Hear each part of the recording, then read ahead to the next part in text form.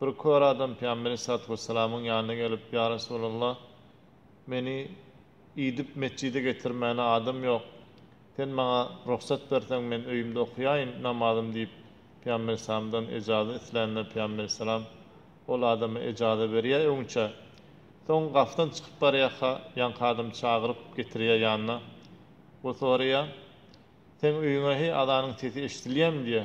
Onu ýanky adam aýtýar, "Ho, eşdilýär." Onda namaz adanyň sesi eşdilýärmi bolsa, sen onu namazyň gel mesçitde okuy, cemaat bilen okuy, mescide gel diýip aýtýar. Musulman da bollar. İki gözü kör bolup ýani uzruny beýan edende Peygamber sallam mescitten galmaklyga ijazat bermedi. Biziki onki endamyz sag, gözümüz salym, biziň nähili öýde okuýmaklymyz dogry bolarka. Oňa benan gelin mescitde okuýaýlyň namazymyzy cemaatdan galmaýlyň. İbn Abbas radıyallahu anhu'dan soralypdyr. Bir adam günnüz arazy tutýar, giýje haýym bolýar.